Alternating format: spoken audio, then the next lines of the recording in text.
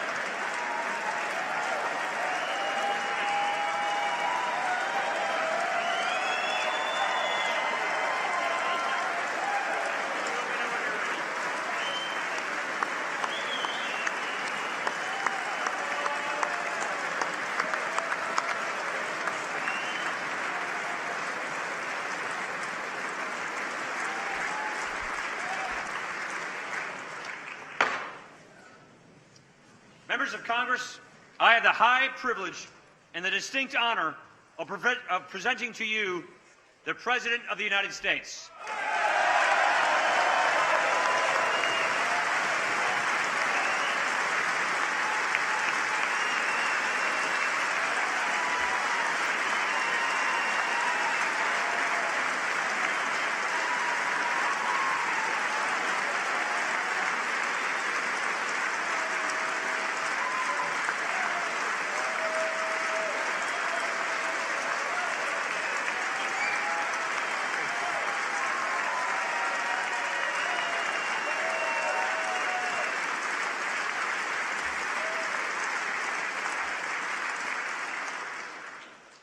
Mr. Speaker, Mr. Vice President, members of Congress, the First Lady of the United States, and my fellow Americans. Less than 1 year has passed since I first stood at this podium in this majestic chamber to speak on behalf of the American people and to address their concerns, their hopes, and their dreams. That night, our new administration had already taken very swift action. A new tide of optimism was already sweeping across our land. Each day since, we have gone forward with a clear vision and a righteous mission to make America great again for all Americans.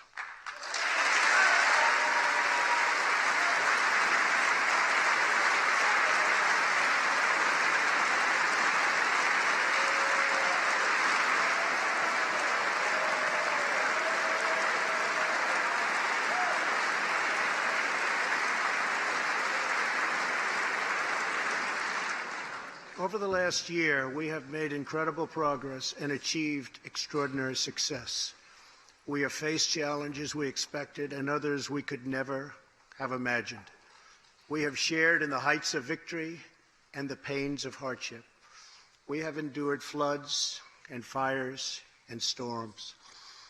But through it all, we have seen the beauty of America's soul and the steel in America's spine. Each test has forged new American heroes to remind us who we are and show us what we can be. We saw the volunteers of the Cajun Navy racing to the rescue with their fishing boats to save people in the aftermath of a totally devastating hurricane. We saw strangers shielding strangers from a hail of gunfire on the Las Vegas Strip. We heard tales of Americans like Coast Guard Petty Officer Ashley Leopard, who is here tonight in the gallery with Melania.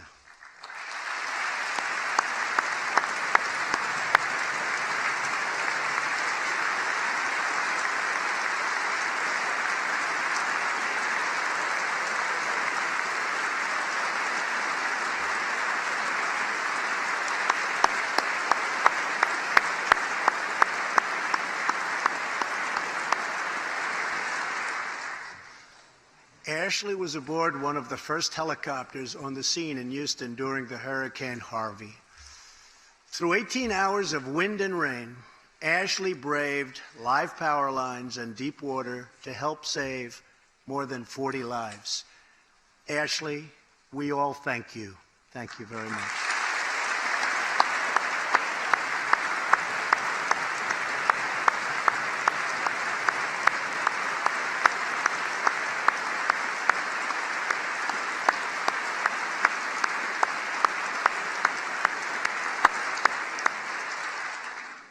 We heard about Americans like firefighter David Dahlberg. He's here with us also. David faced down walls of flame to rescue almost 60 children trapped at a California summer camp threatened by those devastating wildfires.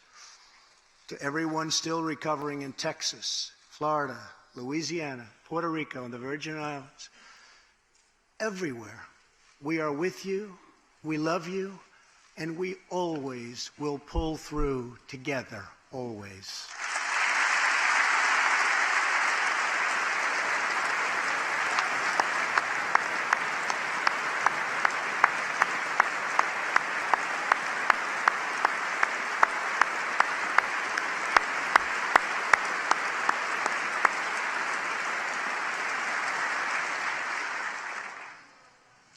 Thank you to David and the brave people of California. Thank you very much, David.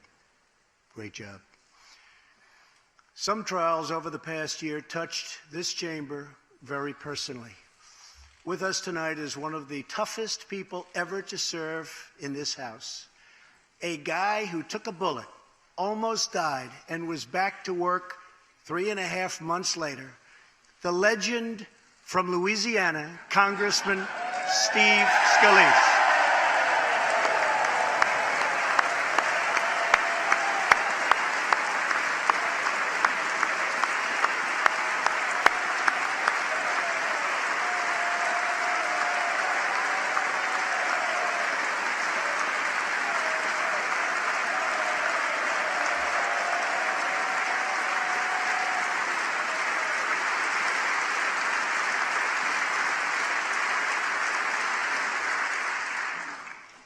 I think they like you, Steve.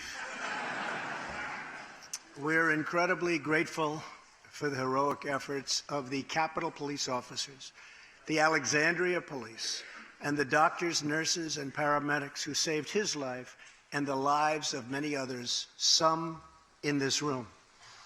In the aftermath, yes.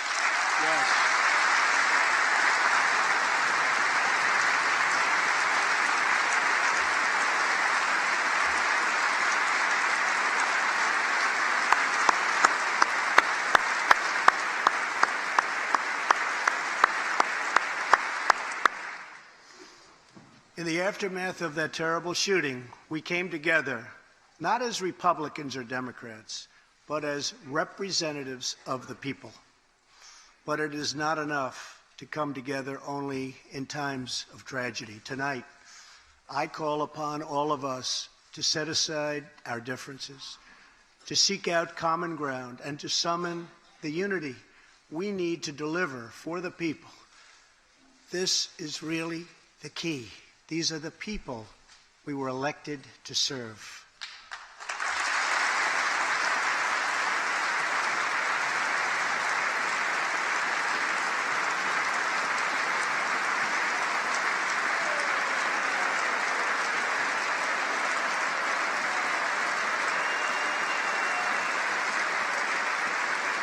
Thank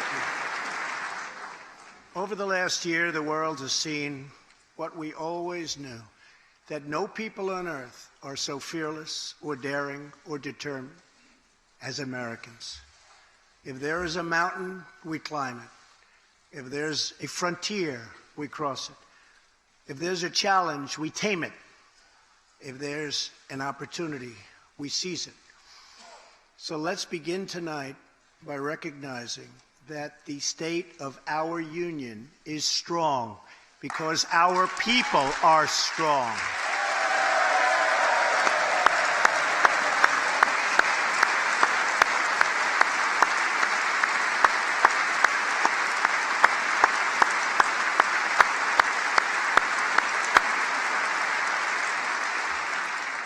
And together we are building a safe, strong, and proud America. Since the election, we have created 2.4 million new jobs, including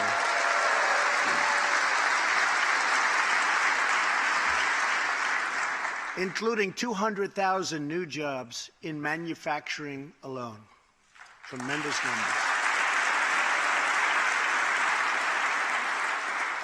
After years and years of wage stagnation, we are finally seeing rising wages.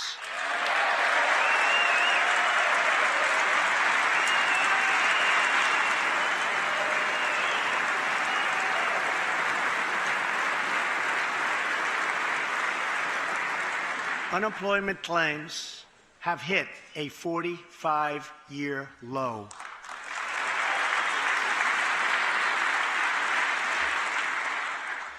And something I'm very proud of, African American unemployment stands at the lowest rate ever recorded.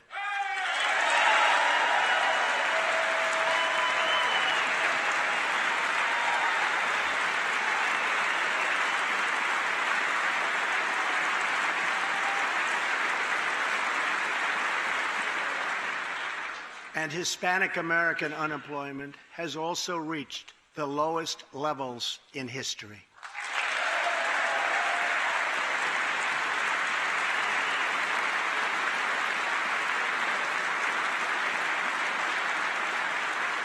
Small business confidence is at an all-time high.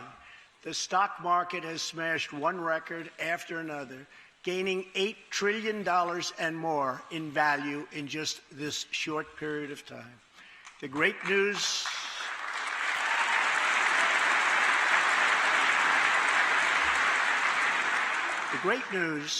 for Americans, 401k, retirement pension, and college savings accounts have gone through the roof.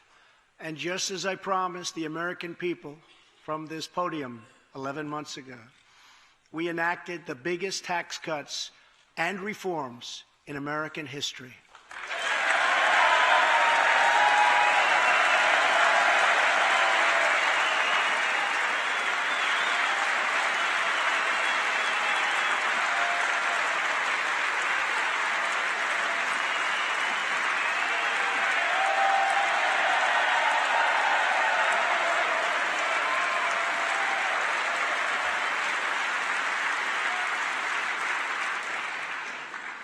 Our massive tax cuts provide tremendous relief for the middle class and small business. To lower tax rates for hardworking Americans, we nearly doubled the standard deduction for everyone.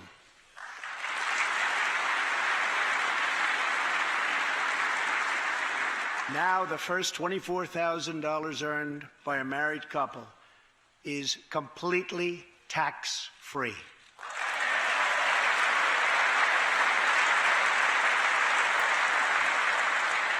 We also doubled the child tax credit.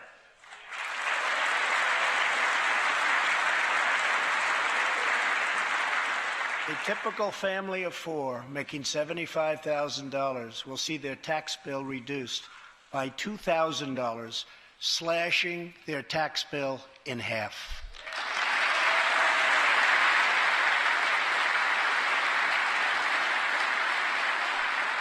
In April, this will be the last time you will ever file under the old and very broken system, and millions of Americans will have more take-home pay starting next month, a lot more.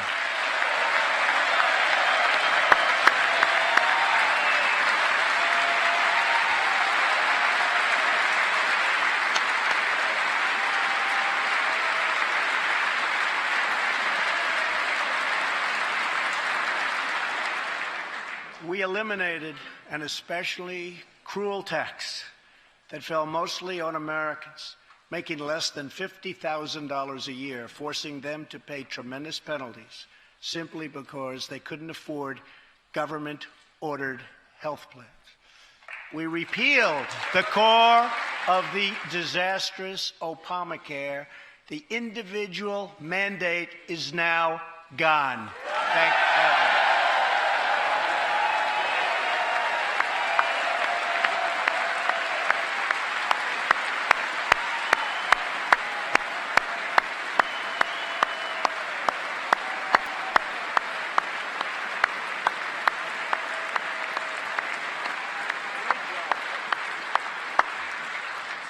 We slashed the business tax rate from 35% all the way down to 21%, so American companies can compete and win against anyone else anywhere in the world.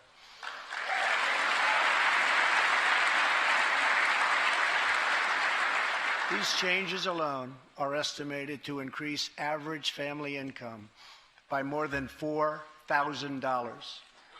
A lot of money.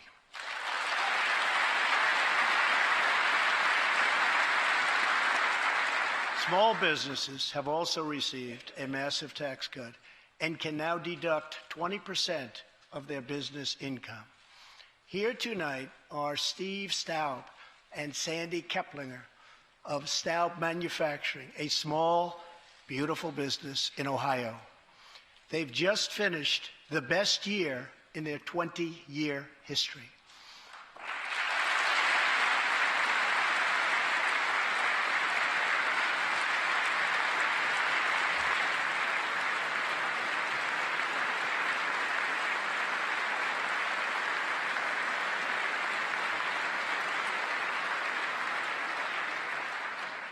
Because of tax reform, they are handing out raises, hiring an additional 14 people, and expanding into the building next door.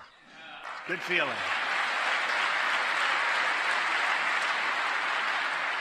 One of Staub's employees, Corey Adams, is also with us tonight. Corey is an all-American worker. He supported himself through high school, lost his job during the 2008 recession, and was later hired by Staub, where he trained to become a welder. Like many hardworking Americans, Corey plans to invest his tax cut raise into his new home and his two daughters' education. Corey, please stand.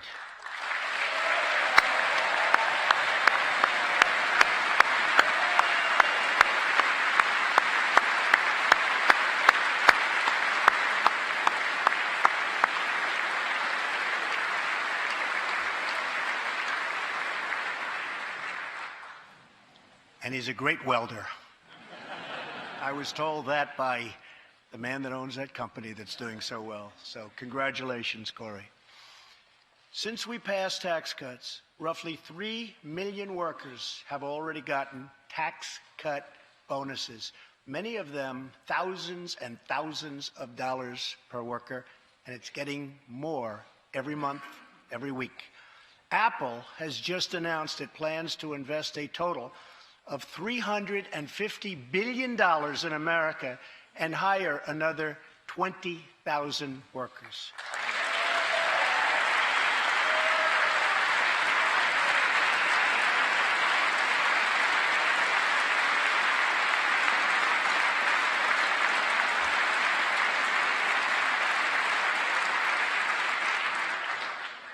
And just a little while ago, ExxonMobil announced a $50 billion investment in the United States. Just a little while ago.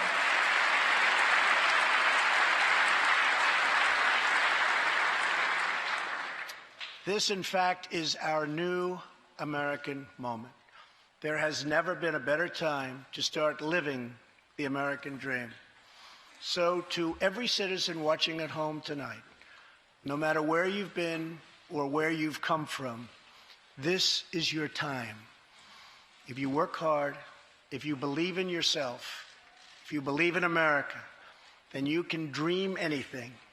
You can be anything. And together, we can achieve absolutely anything.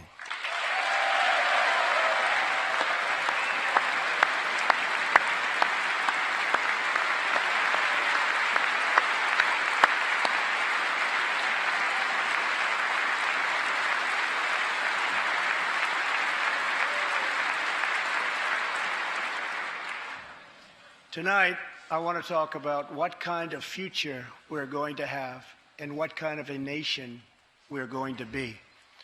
All of us together as one team, one people, and one American family can do anything. We all share the same home, the same heart, the same destiny, and the same great American flag.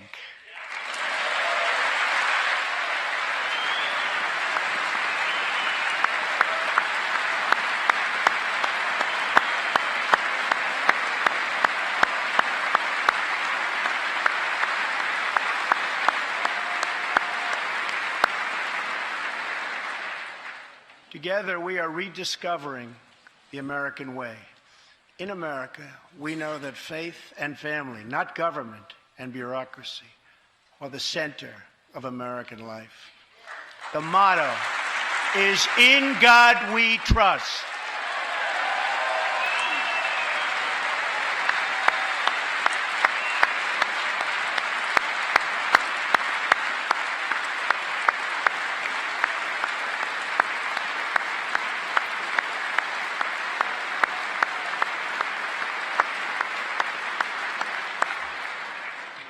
And we celebrate our police, our military, and our amazing veterans as heroes who deserve our total and unwavering support.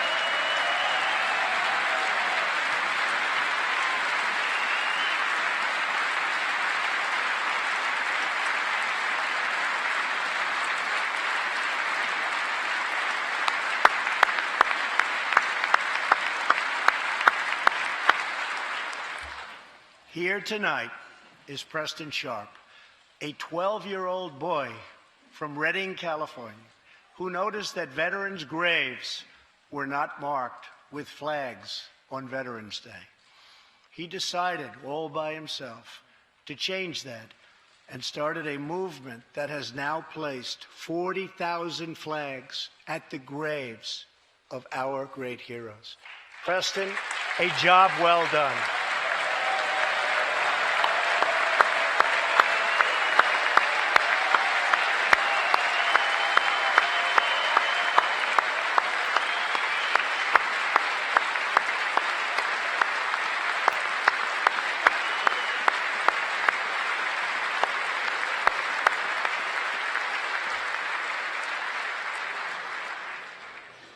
Young patriots like Preston teach all of us about our civic duty as Americans. And I met Preston a little while ago, and he is something very special that I can tell you. Great future. Thank you very much for all you've done, Preston. Thank you very much. Preston's reverence for those who have served our nation reminds us of why we salute our flag, why we put our hands on our hearts for the Pledge of Allegiance, and why we proudly stand for the national anthem.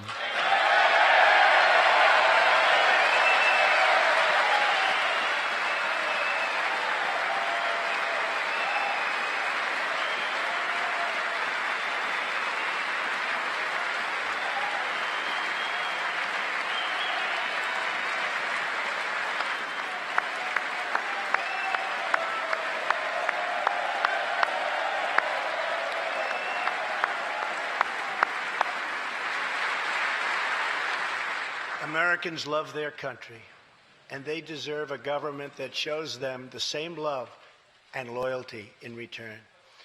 For the last year, we have sought to restore the bonds of trust between our citizens and their government. Working with the Senate, we are appointing judges who will interpret the Constitution as written, including a great new Supreme Court justice and more circuit court judges than any new administration in the history of our country.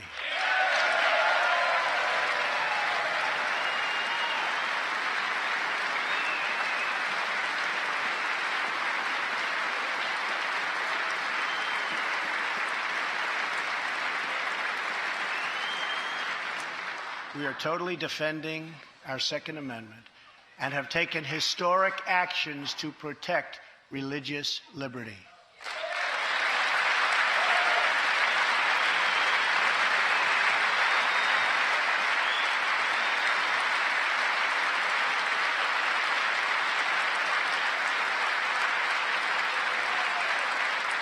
And we are serving our brave veterans, including giving our veterans choice in their health care decisions.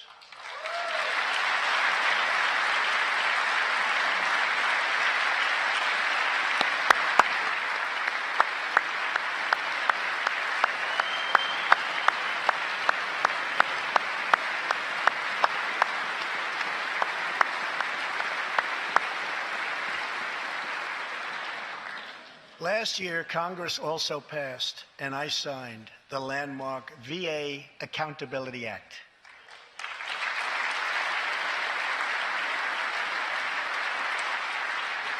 Since its passage, my administration has already removed more than 1,500 VA employees who failed to give our veterans the care they deserve, and we are hiring talented people who love our vets as much as we do.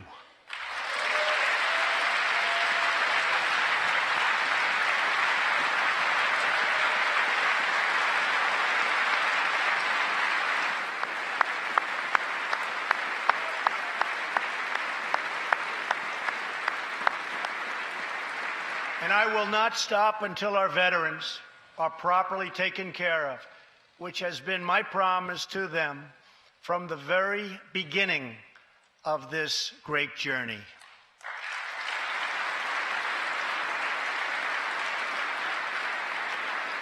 All Americans deserve accountability and respect, and that's what we are giving to our wonderful heroes, our veterans. Thank you.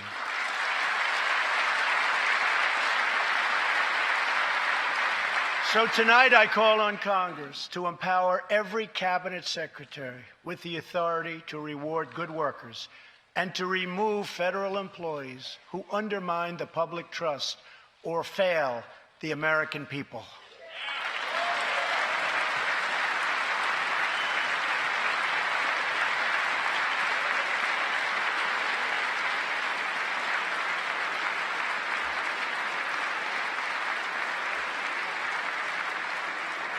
In our drive to make Washington accountable, we have eliminated more regulations in our first year than any administration in the history of our country.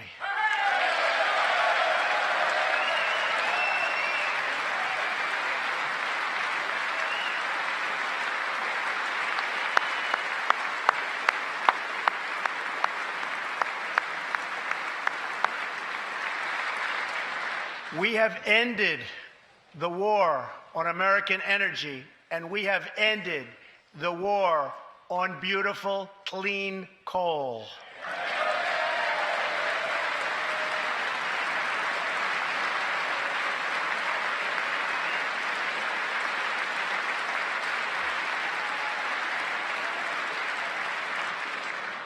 We are now very proudly an exporter of energy to the world.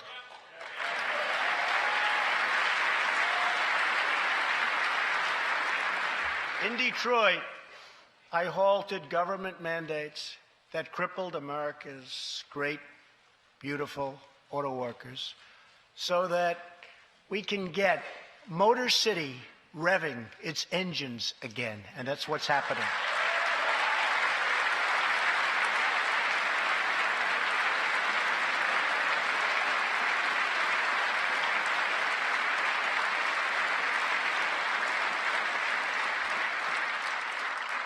Many car companies are now building and expanding plants in the United States, something we haven't seen for decades.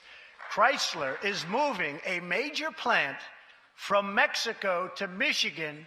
Toyota and Mazda are opening up a plant in Alabama, a big one, and we haven't seen this in a long time. It's all coming back.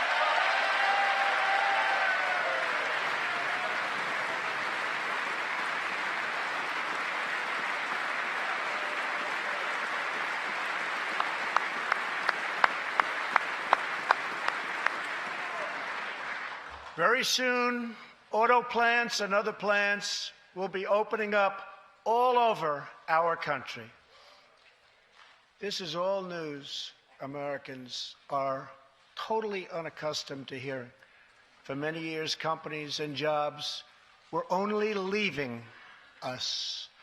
But now, they are roaring back. They're coming back. They want to be where the action is. They want to be in the United States of America. That's where they want to be.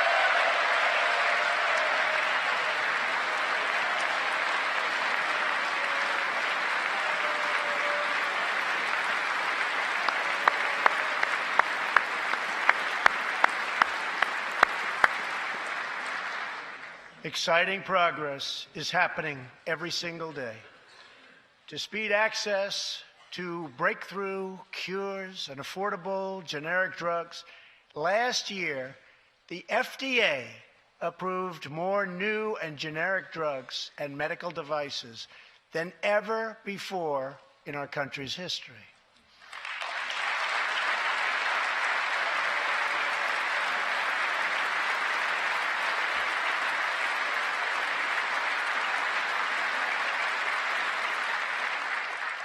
We also believe that patients with terminal conditions, terminal illness, should have access to experimental treatment immediately that could potentially save their lives. People who are terminally ill should not have to go from country to seek a cure. I want to give them a chance right here at home. It's time for Congress to give these wonderful, incredible Americans the right to try.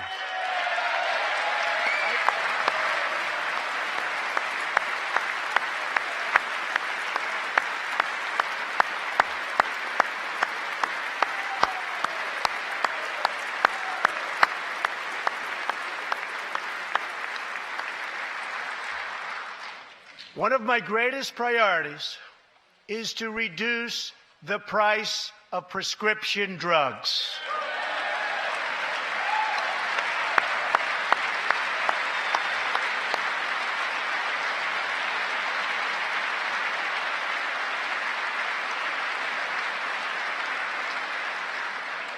In many other countries, these drugs cost far less than what we pay in the United States, and it's very, very unfair. That is why I've directed my administration to make fixing the injustice of high drug prices one of my top priorities for the year.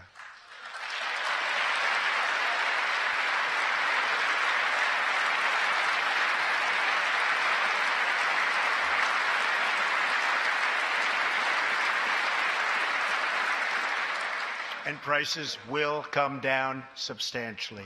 Watch.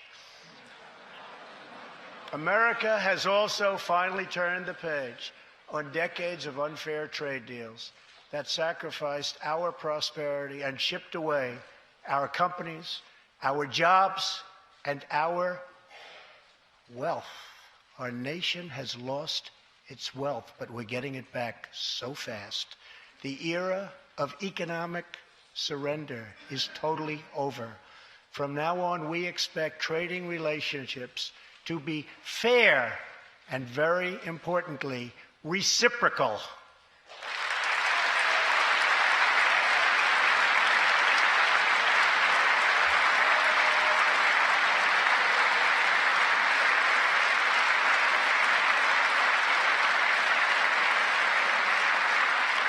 We will work to fix bad trade deals and negotiate new ones, and they'll be good ones, but they'll be fair.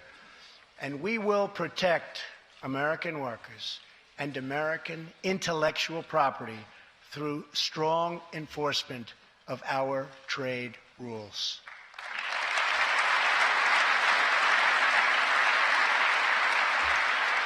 As we rebuild our industries, it is also time to rebuild our crumbling infrastructure.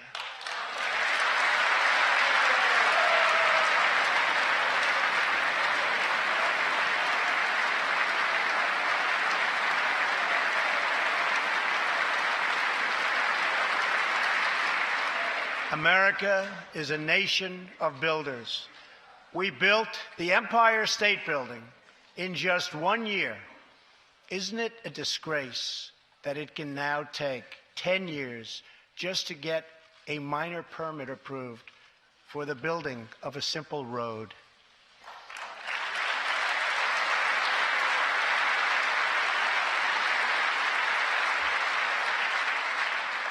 I am asking both parties to come together to give us safe, fast, reliable, and modern infrastructure that our economy needs and our people deserve.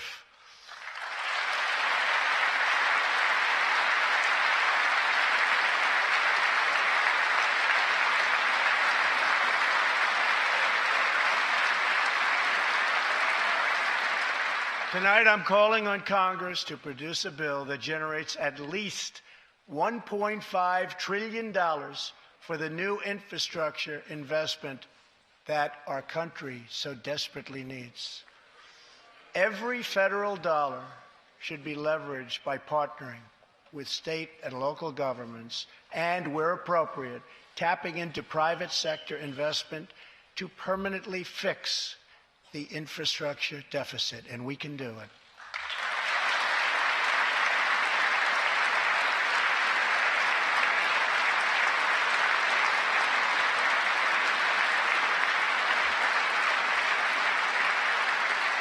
Any bill must also streamline the permitting and approval process, getting it down to no more than 2 years and perhaps even 1.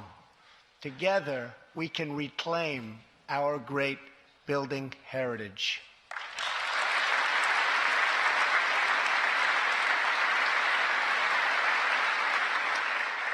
We will build gleaming new roads, bridges, highways, railways, and waterways all across our land. And we will do it with American heart, American hands, and American grit.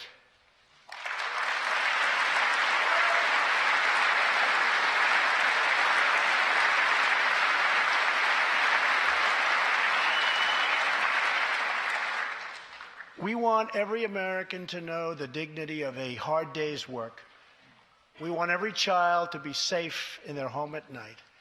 And we want every citizen to be proud of this land that we all love so much. We can lift our citizens from welfare to work, from dependence to independence, and from poverty to prosperity. As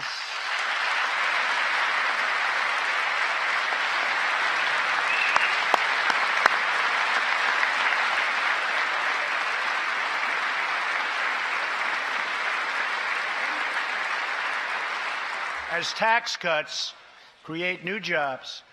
Let's invest in workforce development, and let's invest in job training, which we need so badly.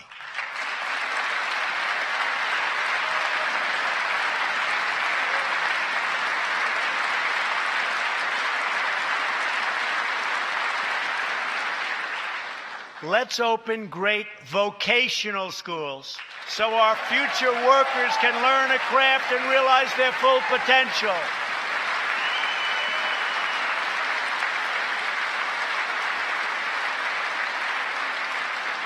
And let's support working families by supporting paid family leave.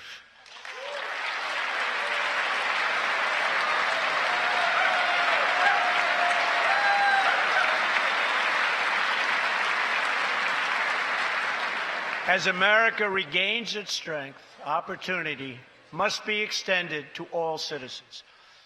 That is why this year we will embark on reforming our prisons to help former inmates who have served their time get a second chance at life.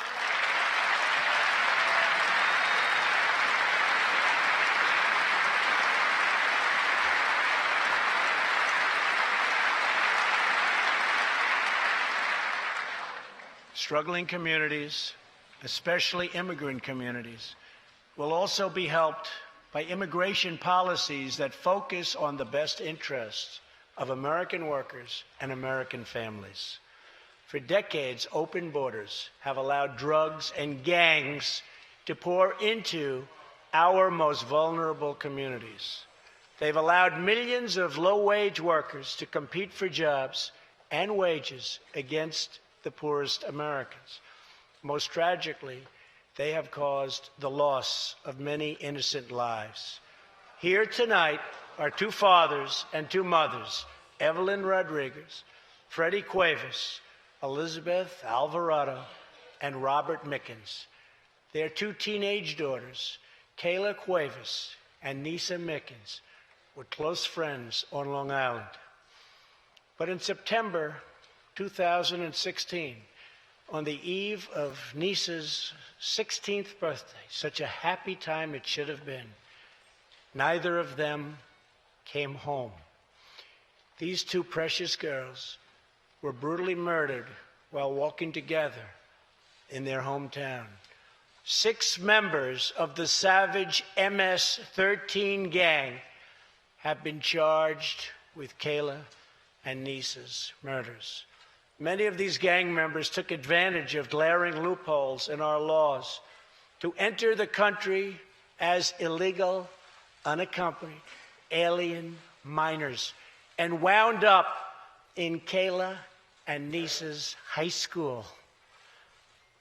Evelyn, Elizabeth, Freddie, and Robert, tonight everyone in this chamber is praying for you. Everyone in America is grieving for you. Please stand. Thank you very much.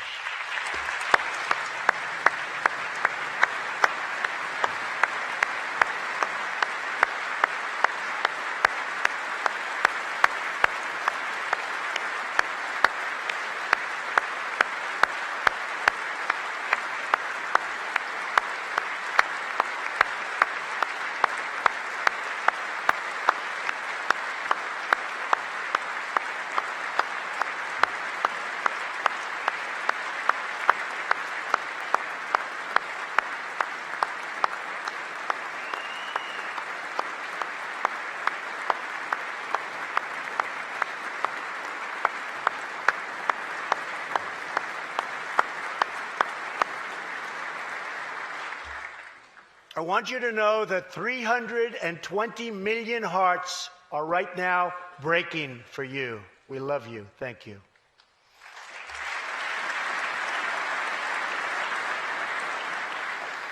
While we cannot imagine the depths of that kind of sorrow, we can make sure that other families never have to endure this kind of pain. Tonight I am calling on Congress to finally close the deadly loopholes that have allowed MS-13 and other criminal gangs to break into our country. We have proposed new legislation that will fix our immigration laws and support our ICE and Border Patrol agents. These are great people. These are great, great people that work so hard in the midst of such danger so that this can never happen again.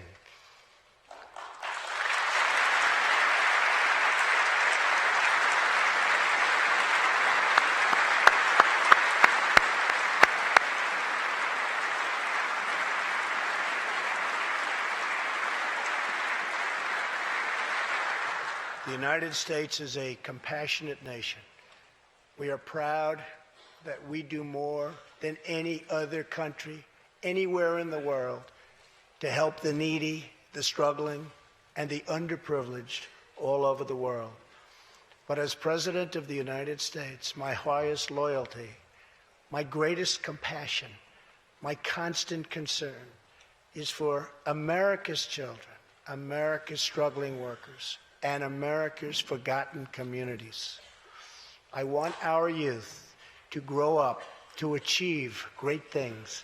I want our poor to have their chance to rise. So tonight I am extending an open hand to work with members of both parties, Democrats and Republicans, to protect our citizens of every background, color, religion, and creed.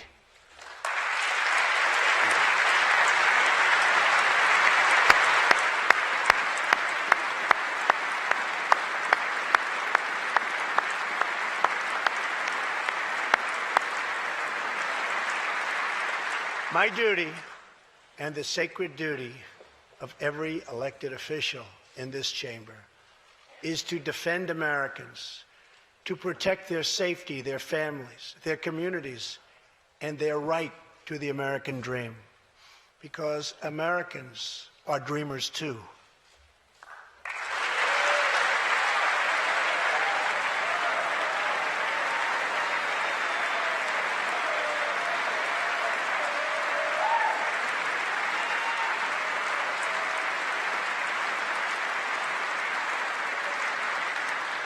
Here tonight is one leader in the effort to defend our country, Homeland Security Investigation Special Agent Celestino Martinez. He goes by DJ and CJ. He said, call me either one.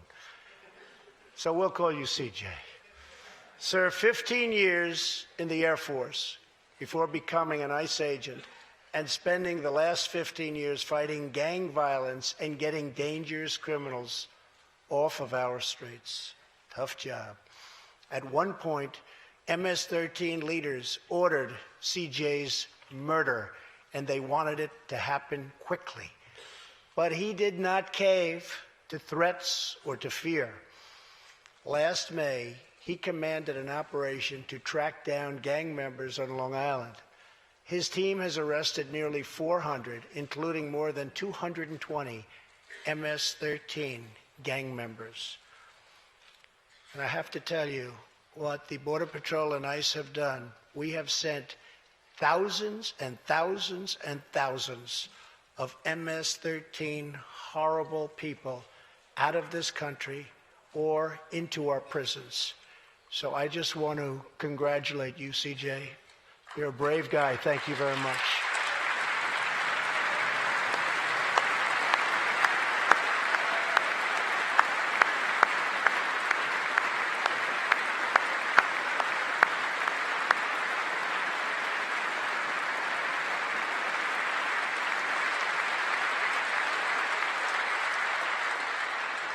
And I asked CJ, what's the secret? He said, we're just tougher than they are. And I like that answer.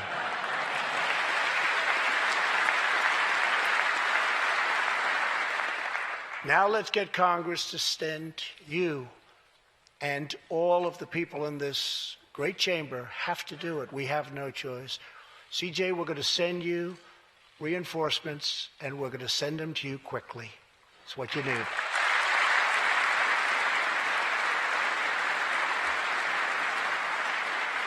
Over the next few weeks, the House and Senate will be voting on an immigration reform package. In recent months, my administration has met extensively with both Democrats and Republicans to craft a bipartisan approach to immigration reform.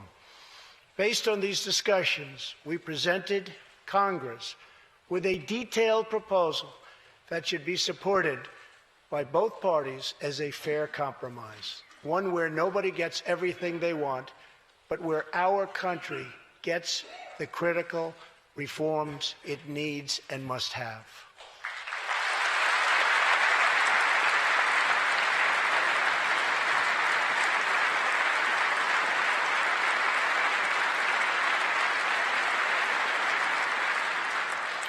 Here are the 4 pillars of our plan.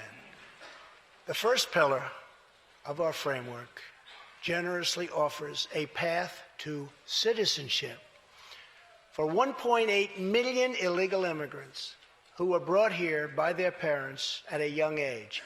That covers almost 3 times more people than the previous administration covered.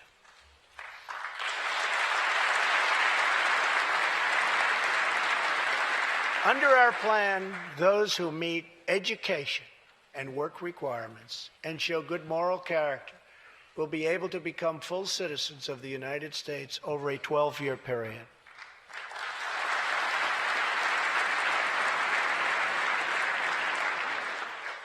The second pillar fully secures the border.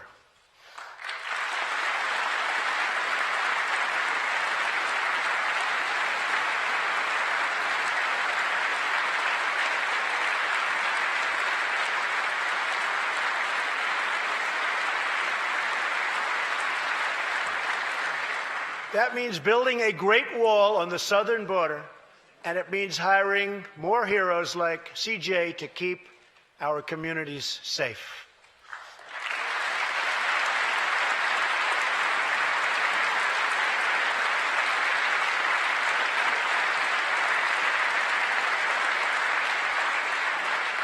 Crucially, our plan closes the terrible loopholes exploited by criminals and terrorists to enter our country, and it finally ends the horrible and dangerous practice of catch and release.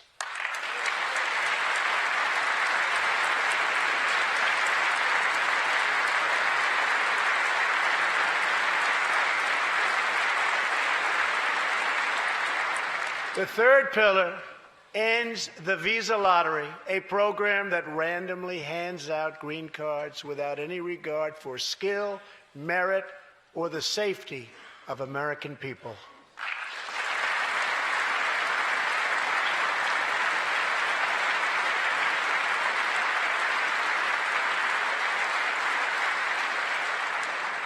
It's time to begin moving toward a merit-based immigration system, one that admits people who are skilled, who want to work, who will contribute to our society, and who will love and respect our country.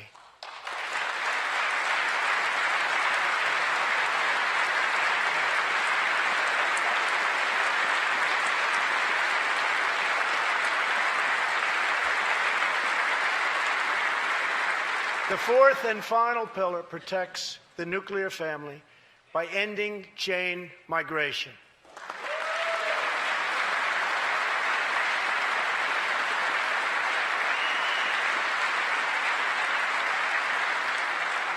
Under the current broken system, a single immigrant can bring in virtually unlimited numbers of distant relatives. Under our plan, we focus on the immediate family by limiting sponsorships to spouses and minor children.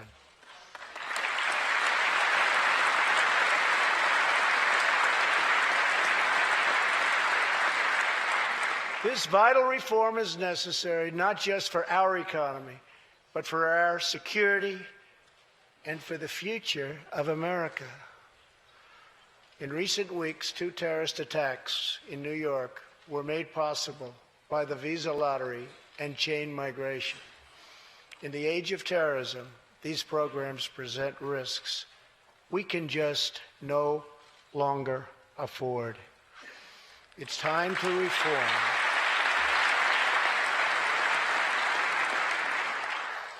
these outdated immigration rules and finally bring our immigration system into the 21st century.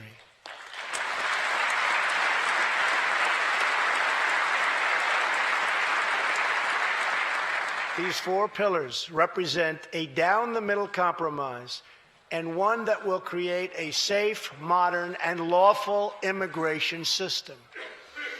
For over 30 years, Washington has tried and failed to solve this problem. This Congress can be the one that finally makes it happen. Most importantly, these four pillars will produce legislation that fulfills my ironclad pledge to sign a bill that puts America first.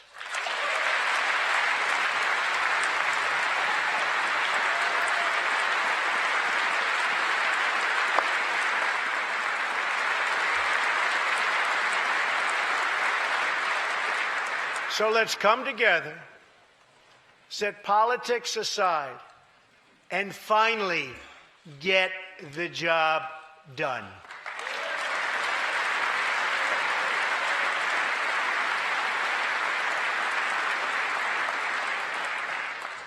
These reforms will also support our response to the terrible crisis of opioid and drug addiction. Never before has it been like it is now. It is terrible. We have to do something about it. In 2016, we lost 64,000 Americans to drug overdoses, 174 deaths per day, 7 per hour. We must get much tougher on drug dealers and pushers if we are going to succeed in stopping this scourge.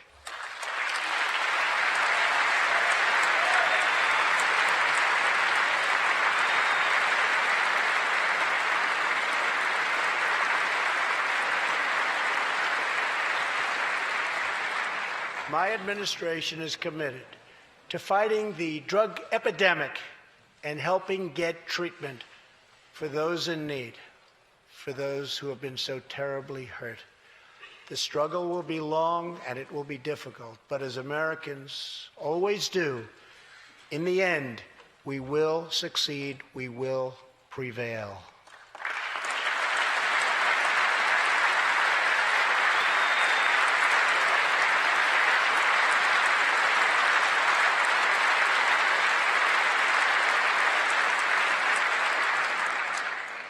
As we have seen tonight, the most difficult challenges bring out the best in America. We see a vivid expression of this truth in the story of the Holetz family of New Mexico. Ryan Holetz is 27 years old, an officer with the Albuquerque Police Department. He's here tonight with his wife, Rebecca.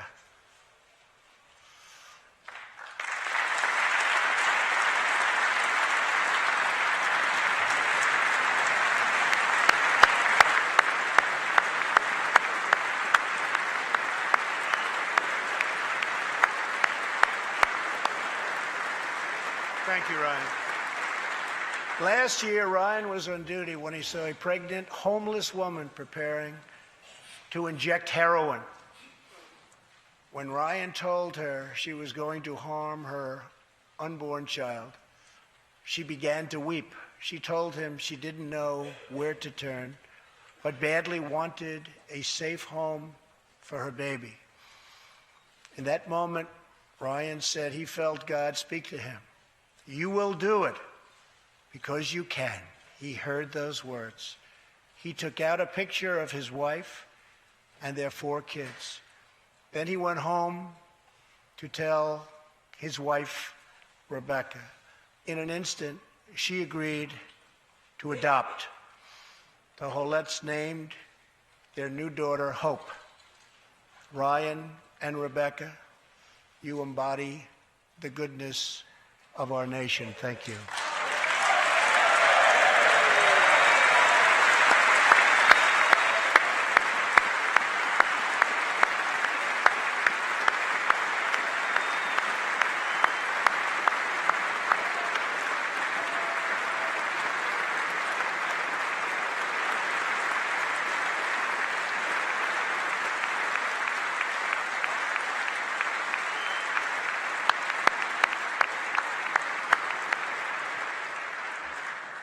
Thank you, Ryan and Rebecca.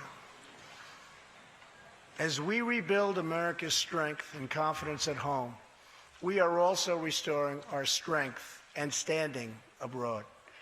Around the world, we face rogue regimes, terrorist groups, and rivals like China and Russia that challenge our interests, our economy, and our values.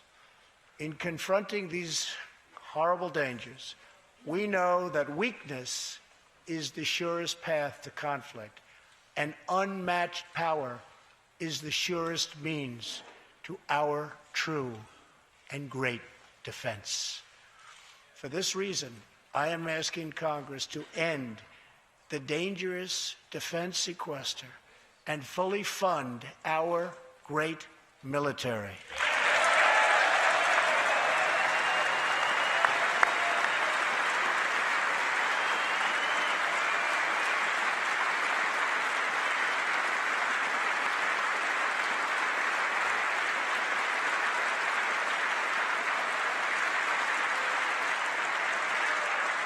As part of our defense, we must modernize and rebuild our nuclear arsenal, hopefully never having to use it, but making it so strong and so powerful that it will deter any acts of aggression by any other nation or anyone else.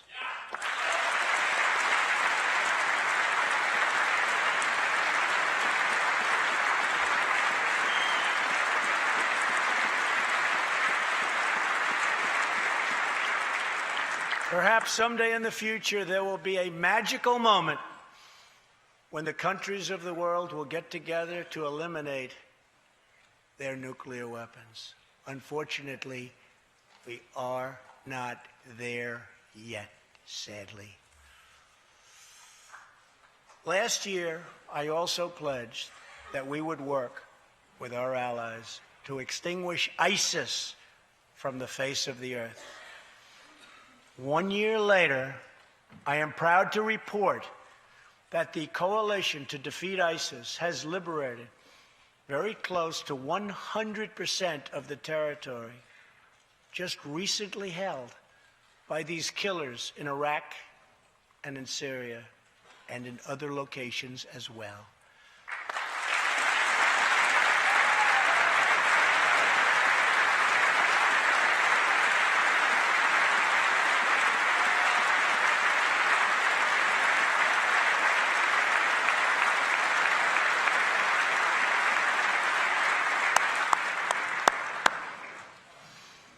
But there is much more work to be done.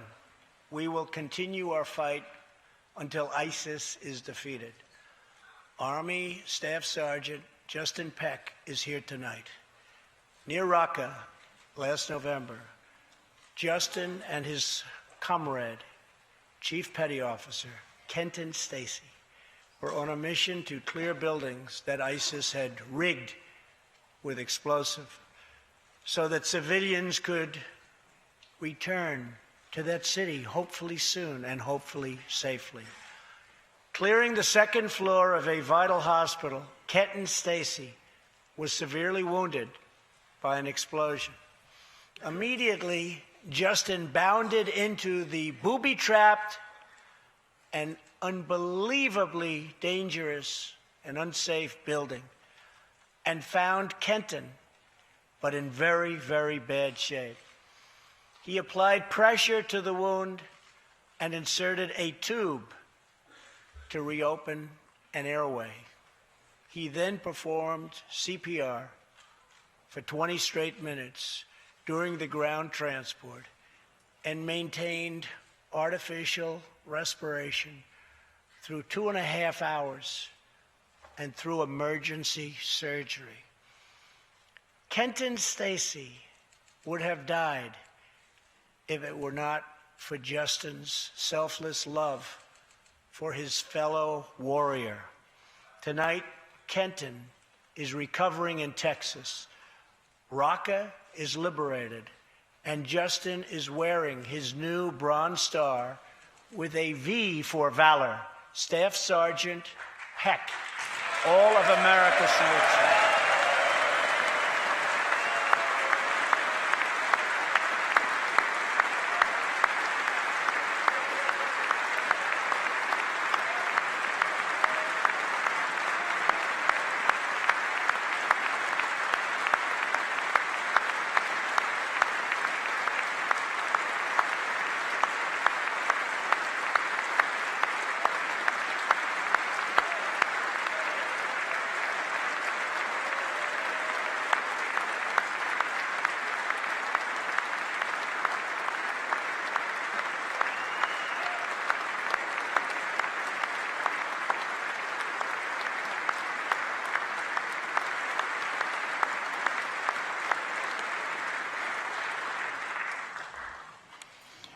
Terrorists who do things like place bombs in civilian hospitals are evil.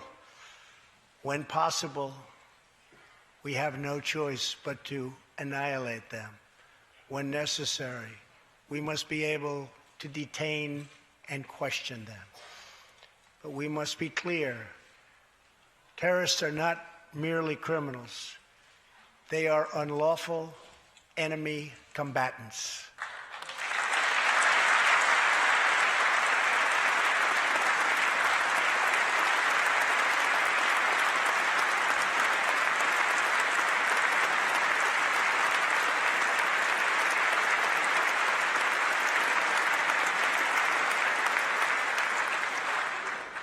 And when captured overseas, they should be treated like the terrorists they are. In the past, we have foolishly released hundreds and hundreds of dangerous terrorists, only to meet them again on the battlefield, including the ISIS leader, al-Baghdadi, who we captured, who we had, who we released. So today, I'm keeping another promise.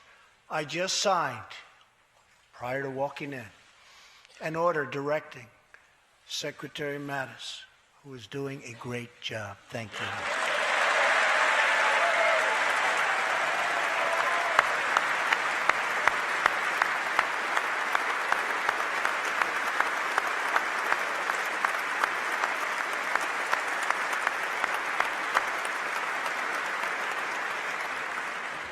To re-examine our military detention policy and to keep open the detention facilities in Guantanamo Bay.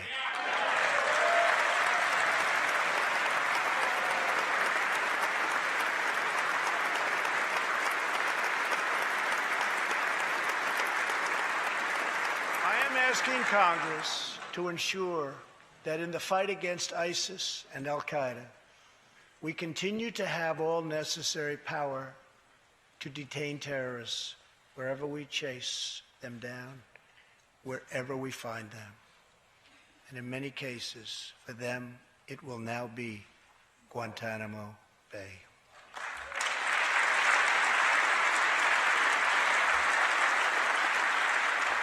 At the same time, as of a few months ago, our warriors in Afghanistan have new rules of engagement.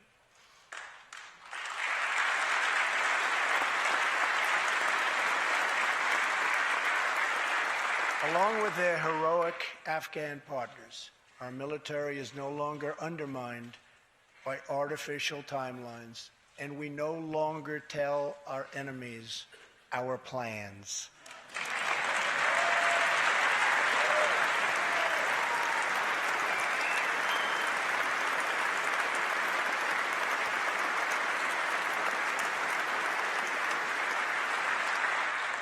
Last month, I also took an action endorsed unanimously by the U.S. Senate just months before.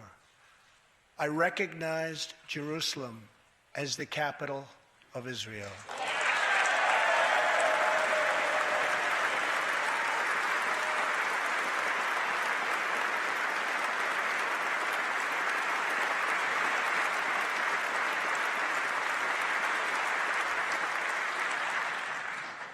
Shortly afterwards, dozens of countries voted in the United Nations General Assembly against America's sovereign right to make this decision. In 2016, American taxpayers generously sent those same countries more than $20 billion in aid. That is why tonight I am asking Congress to pass legislation to help ensure American foreign assistance dollars always serve American interests and only go to friends of America, not enemies of America.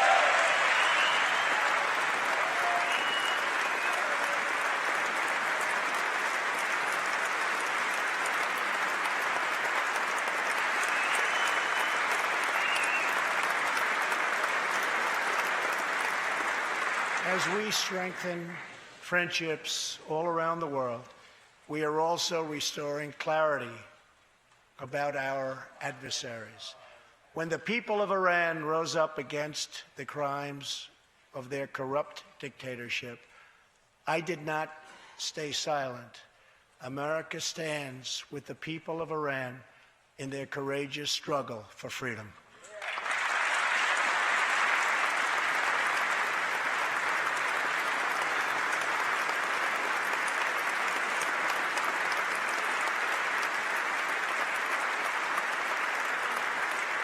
I am asking Congress to address the fundamental flaws in the terrible Iran nuclear deal. My administration has also imposed tough sanctions on the communist and socialist dictatorships in Cuba and Venezuela.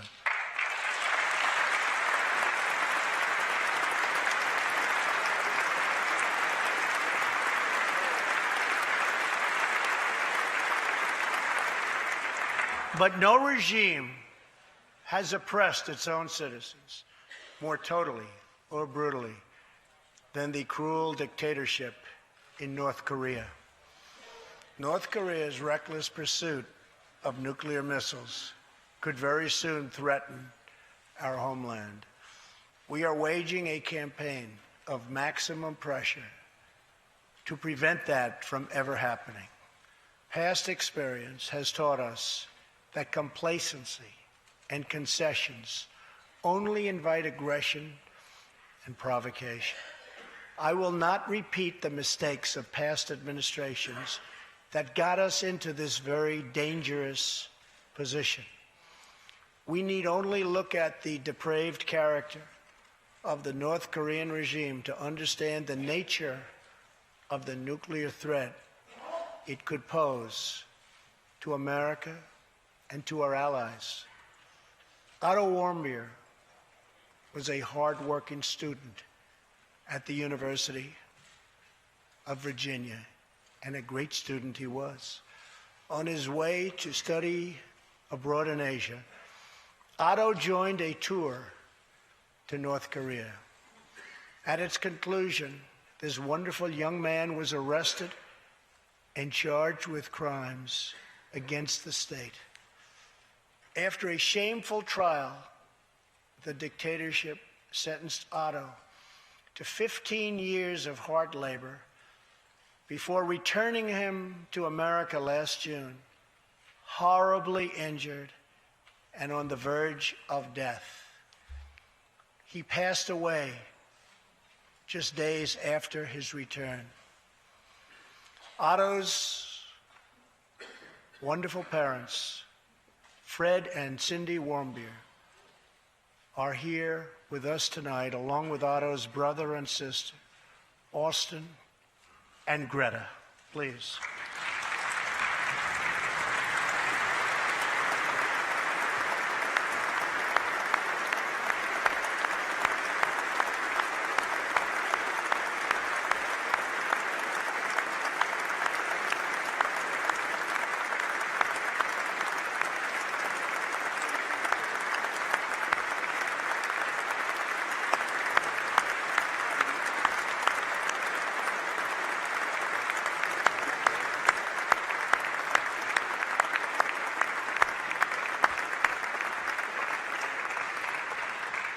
Incredible people.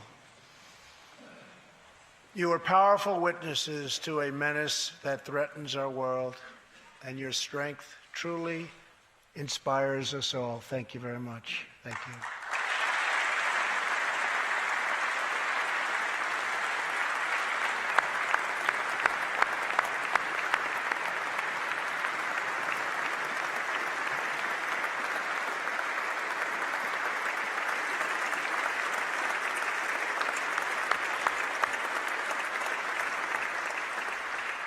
Tonight, we pledge to honor Otto's memory with total American resolve.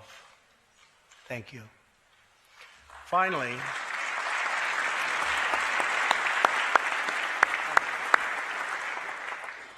we are joined by one more witness to the ominous nature of this regime.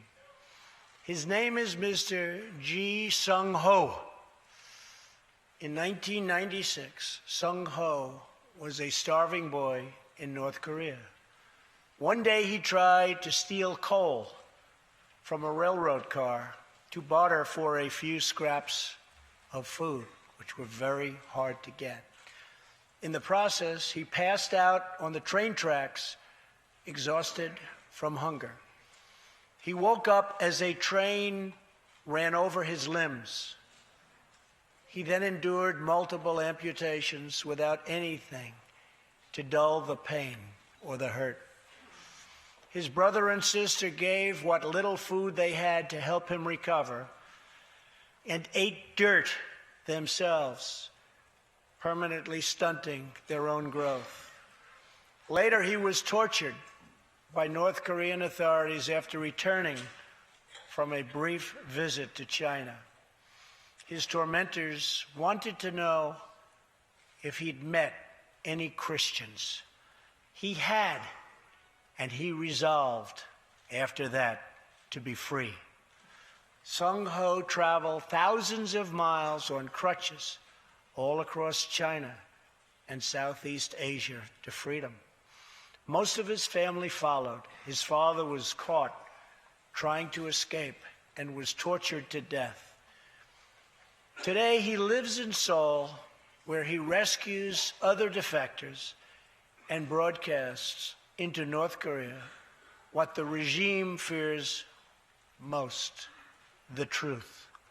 Today, he has a new leg, but Sung Ho, I understand you still keep those old crutches as a reminder of how far you've come.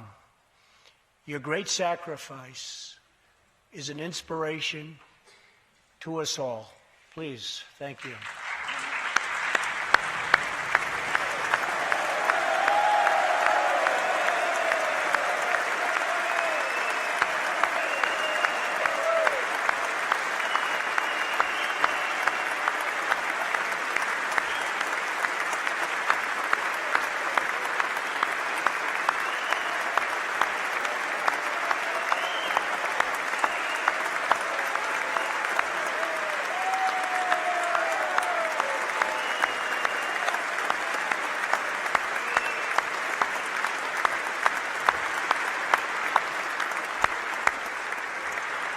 Sung Ho's story is a testament to the yearning of every human soul to live in freedom.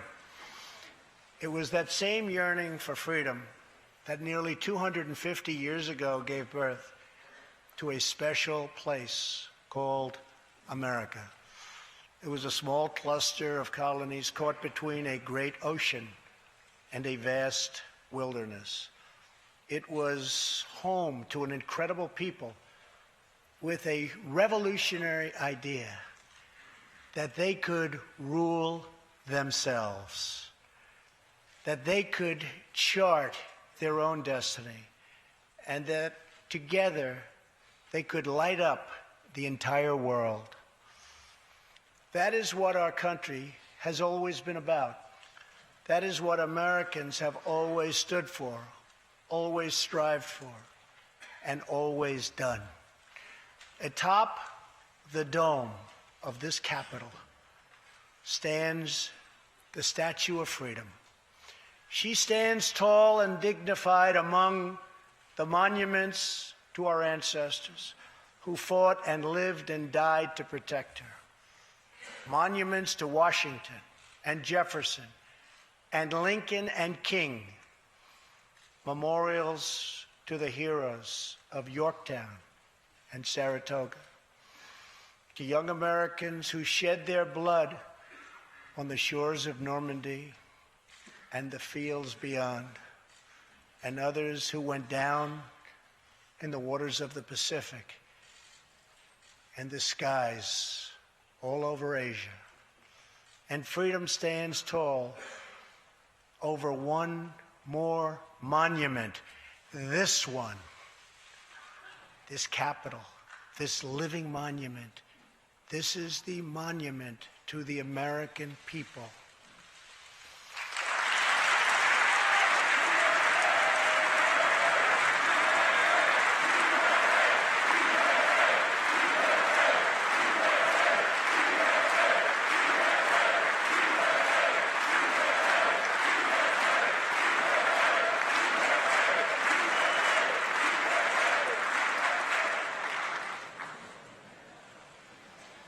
are people whose heroes live not only in the past, but all around us, defending hope, pride, and defending the American way. They work in every trade. They sacrifice to raise a family. They care for our children at home. They defend our flag abroad. And they are strong moms and brave kids.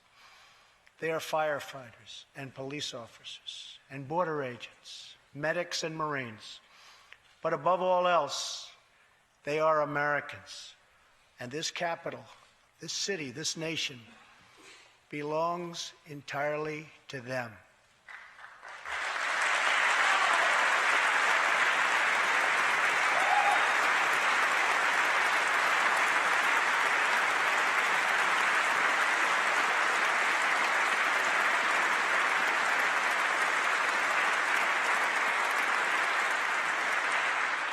Our task is to respect them, to listen to them, to serve them, to protect them, and to always be worthy of them. Americans fill the world with art and music. They push the bounds of science and discovery, and they forever remind us of what we should never, ever forget. The people dreamed this country. The people built this country. And it's the people who are making America great again.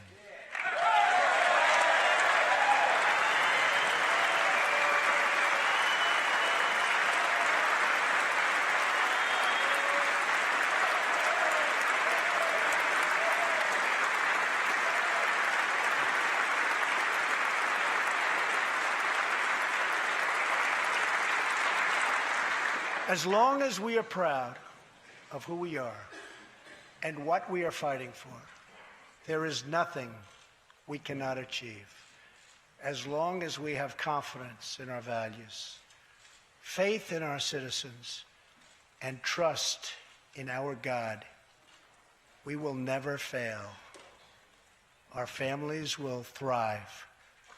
Our people will prosper. And our nation will forever be safe and strong and proud and mighty and free. Thank you, and God bless America. Good night.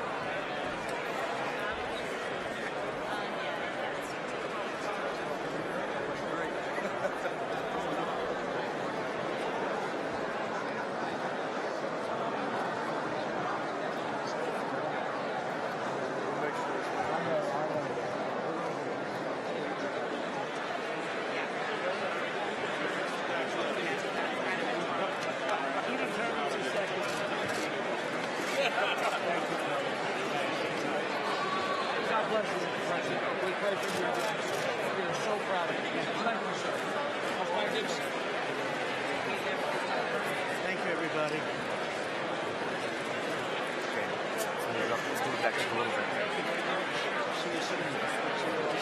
Let's go back just a little bit.